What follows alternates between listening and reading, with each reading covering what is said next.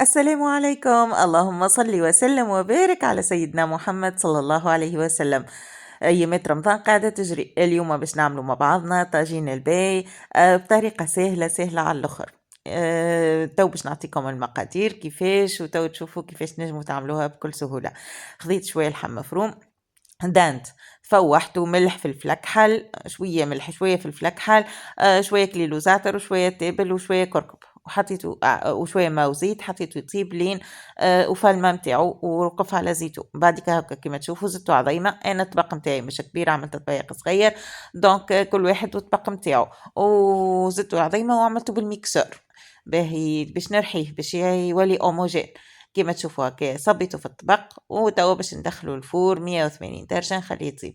خذيت تويكا القلاية ورميت فيها شوية زيت، شوية هيك السبناخ مغسول 3 فام. تنجموا تعملوا معدنوس، راهو تعملوا كومتيتي كبيرة متاع معدنوس، عملته قبل بالمعدنوس وجاني بنين.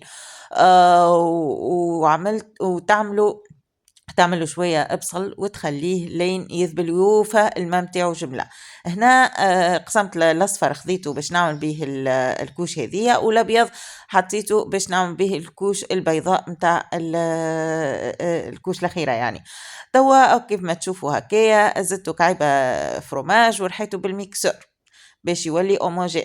لقيت الخليط متاعي هكا معناتها يابس شويه، قلت خلينا نزيدو انا اصفر ابي عظمه ومعها شويه ابيض، والابيض الاخر حطيته لل للكوش الأخيرة. خرجت الطاجين متاعي من الفرن هاكا بدا يطيب، معناها كي نمسو هكايا نلقاه طايب من فوق. نجمو في المرحلة هذه تخدموا كان الفور من فوق. باهي توا كيف اني حطيت له الكوش متاع السبناخ ودخلته للفور مرة أخرى. تو بالنسبة للكوش هذه البيضة جيت نضرب نلقى ما عنديش قوطة.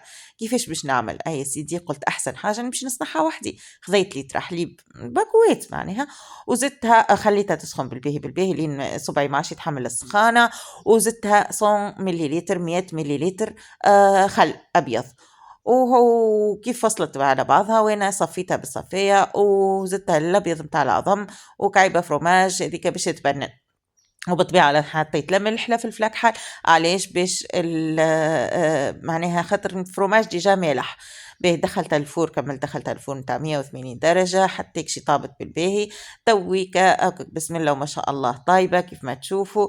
تو باش نقصوها وتشوفوا مع بعضنا. أنا ما حطيتهاش تبرد، راهو هو الأصل تخليها لين تبرد شوية باش باش معناتها تنجم تهزها براحتك ومن غير ما يدخلوا معناتها الأبيض ما يكون سيء طاب بالباهي، معناها راكح بالباهي. أما أنا حتى هكاكا والأبيض الكوش البيضة مريقلة معناها باش تحب تتفادى انه هيك الكوش البيضة تولي فوقها هكاكا اللون هذاكا، تنجم ما تخدمش الفور من فوق. واضح؟ والا تعملوا فوقها بابي كويسون معناها باش تغطي بها الطبق. باهي كيما تشوفوا توا نعم في الدريساج الطبق ما شدش الكعبات بريك عفوا طاجين الباي خرج سمح ياسر. ان شاء الله تجربوها وان شاء الله تعجبكم.